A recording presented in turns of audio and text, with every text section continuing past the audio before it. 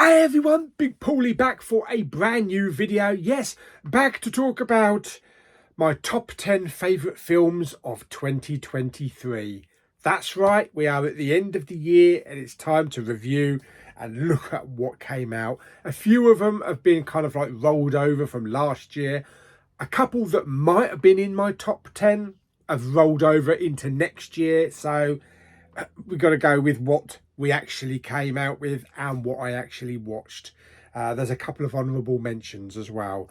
And I'm sure there's going to be one or two in this list that's going to confuse people. Anyway, let's get to it.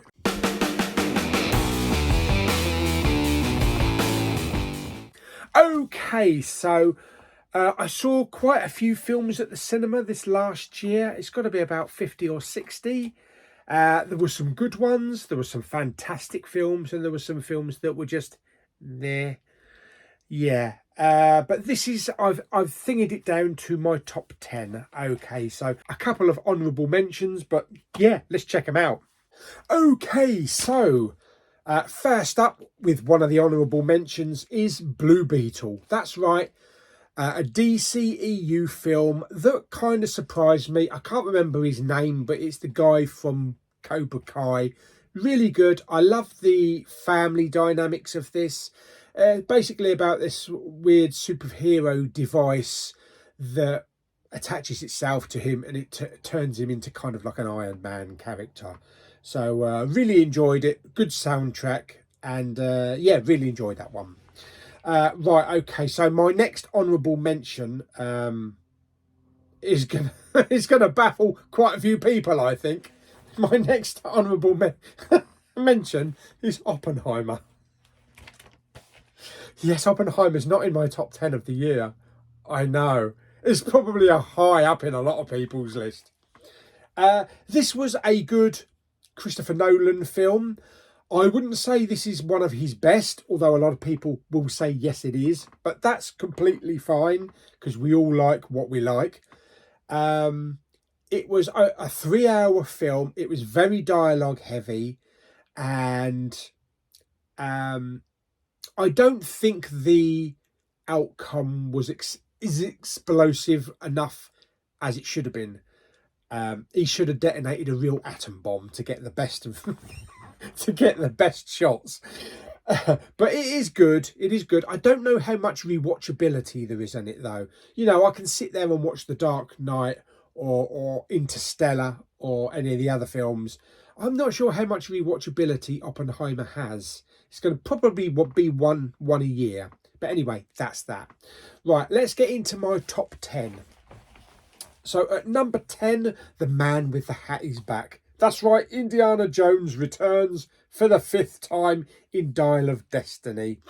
Now, before this film came out, I had already put this as number 1 because it's Indiana Jones. It's going to be fantastic. It was good. I really enjoyed it. It's not as good as, of course, the original trilogy. It has its problems, but it also has fantastic moments, such as the de-aging moments at the beginning, set in World War II. There's a couple of annoying characters in there. Phoebe Waller-Bridge annoyed me the first time I saw the film, but on repeating viewing the 3 or 4 times that I've seen it now, she's not as annoying as she was the first time. And I feel that the villain wasn't as villainous as they could have been, if that's a word. So there could have been better use of the villain.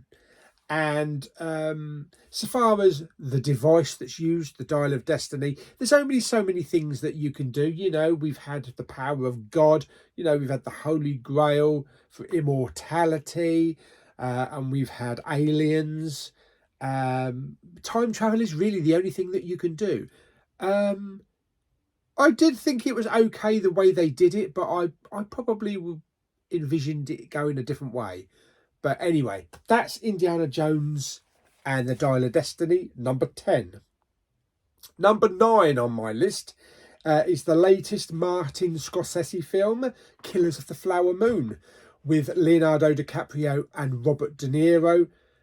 which tells the story of like this Indian tribe or this Indian race that struck.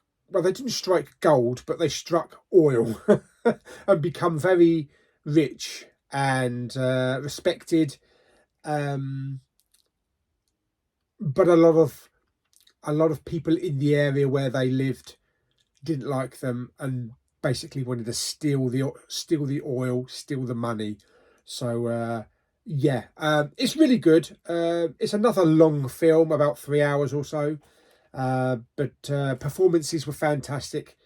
Leonardo DiCaprio was great. Robert De Niro was great. The woman in it that played the Indian lady, she was fantastic as well. I don't know her name. But yeah, that's number 9, Killers of the Flower Moon.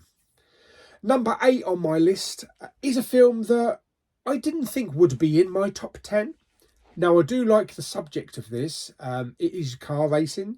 So it is Gran Turismo. And this stars David Harbour. Fantastic he was in this film. And we also had Orlando Bloom as well.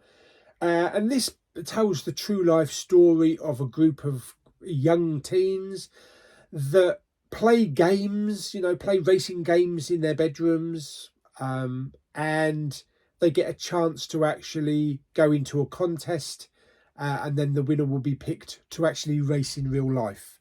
And it's based on a true story, and it's fast paced, some good character moments in there. As I say, David Harbour was absolutely fantastic, probably the best I've ever seen him, even better than when he was in Stranger Things.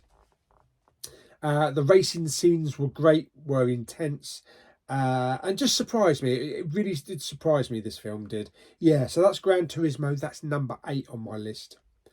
Number 7, we're going back to some cars. Yes, number 7 is Fast X, or Fast and the Furious X.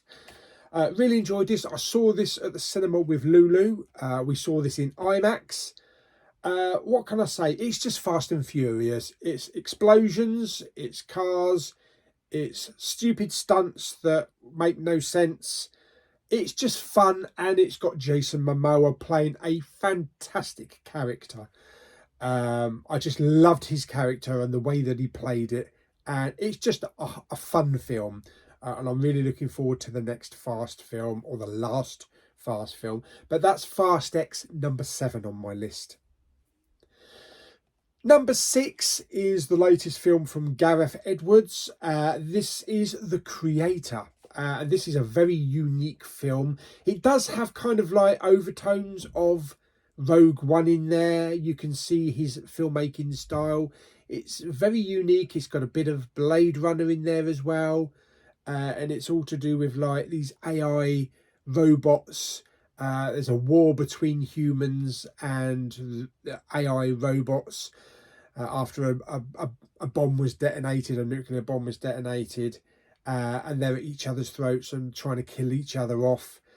And the AI robots have got this new weapon that is going to help them win the war.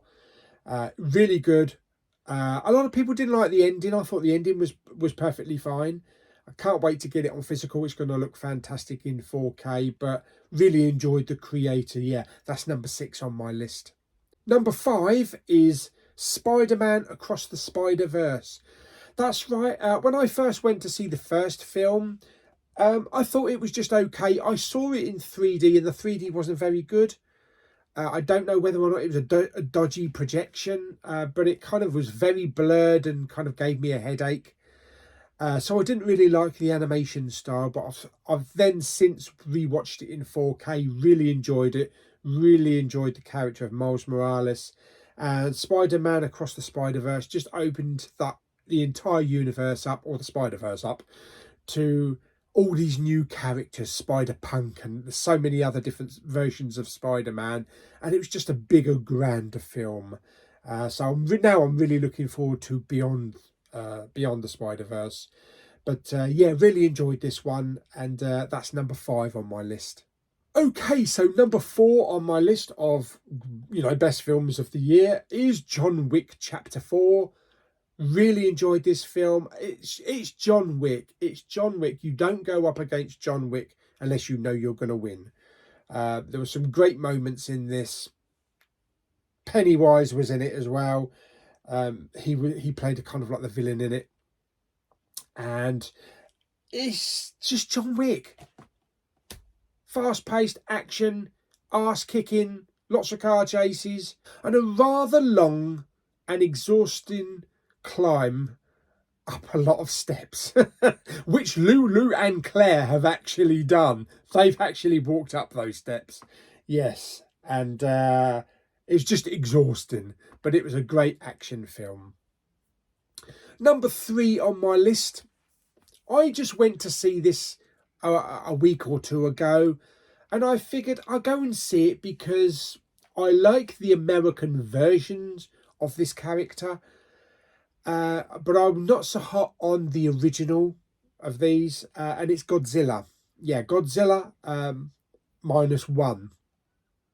I like the Gareth Edwards one. I even like the 1998 Roland Emmerich film, although for a lot of hardcore Godzilla fans, it's not considered a Godzilla film. It's just like an oversized dinosaur rampaging through the city.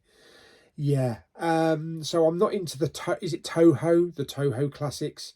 I never really got the concept of a man in a rubber suit jumping on balsa wood and knocking down balsa wood buildings. It's just not something I grew up with, so I can't look at these films the same way as a lot of people do. But I do love the big, grand scale CGI Godzilla ones. And this one just blew me away. It only cost $15 million. The effects were fantastic. The story was fantastic. The characters you cared about. That's something the American version of Godzilla has not got right. They've either focused too much on the monsters or too much on the human characters and neglected the other side. But they got it perfectly right in this one. And Godzilla is a beast. And there was a few nods in there to films like Jaws. But I thought it was fantastic. And a beautiful human redemption story as well of this kamikaze pilot that failed his duties. Fantastic. Yeah, so that's Godzilla -1 at number 3. Number 2 on my list is Marvel's Guardians of the Galaxy Volume 3. Absolutely loved this film. Can't go wrong with Guardians of the Galaxy. You know, I love these characters with Star-Lord and Gamora and Drax and Manta or Mantis. Manta, that's DC. Yeah, Mantis and all the other characters, and of course Rocket. And this was a really sad tale of how Rocket became Rocket, you know, his backstory with the other characters as well, Lila and all the other, and Teefs and Floor, and just that alone is enough to reduce you to tears. And I thought it was beautifully done. There was an F-bomb in there, which is very unusual for a Marvel film, but it worked perfectly. It was perfectly positioned. And I remember at the cinema, the whole place just roared with laughter. Yeah, Guardians of the Galaxy Volume 3, brilliant. Probably the second best of the Marvel MCU films since Endgame. The other one being Spider-Man No Way Home. That's my number 2 spot. Okay, so my number 1 spot. Yes, what is it going to be, I wonder? Is it going to be Barbie? Barbie wasn't actually in my list, but I really enjoyed it. Yeah, so it could have been an honourable mention. No, I will just hum the theme tune and you'll know what my number 1 is. Dum, dum, dum, dum, dum, dum, dum, dum, dum. Mission Impossible. It's got to be Mission Impossible. In fact, I think last year my number 1 was also Tom Cruise in Top Gun Maverick. But the Mission Impossible films just get better every year, or better every couple of years. This is all to do with AI as well. that's the threat in this one, taking over the world and influencing the villain. Great action pieces in this. We got the train. The train scene was thrilling. Incredible action pieces, including the motorcycle jump. Great character moments. Hayley Atwell was fantastic in this, and I think the hottest she's looked yet. And I also love that Clementif was in it as well. Mantis from Guardians of the Galaxy. She was a great villain. And I look forward to seeing her character in the next film as well. Now, this is called Mission Impossible Dead Reckoning Part 1. I believe that they've now dropped the Dead Reckoning title for the next film. So it's not going to be Dead Reckoning Part 2. They're going to completely rename it. So that's going to be interesting. I think probably they will re-release this film later on, and it will just be called Mission Impossible Dead Reckoning. And it'll make people go out and purchase it all over again, because the next film will have a completely different title. But yes, I thought it was a great film. The flight at the beginning was fantastic. Very comical moments when Tom Cruise lands and goes into that little restaurant and says, "Where am I?" and the little kid says, "Earth." It's just so great. It's well done. It's so well done. Yeah. So that is my #1 movie of 2023, Mission Impossible Dead Reckoning Part 1. So there we go. So I hope you enjoyed my little list, my little countdown there.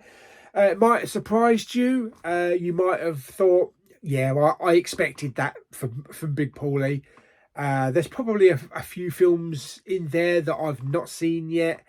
And a few films maybe on your list that would be higher up. So it's all subjective. Everybody likes different things. I just had more fun with all of those 10 films. But stick down in the comments your top 3 films of the year I'd like to see. And I hope you enjoyed the video. If you did, like it by giving it some thumbs up. Don't forget to subscribe, comment and share. And in a couple of days, there'll also be my video for most anticipated movies of 2024. Hopefully none of those will go over into 2025, but expect that in a couple of days. Until the next video, bye-bye.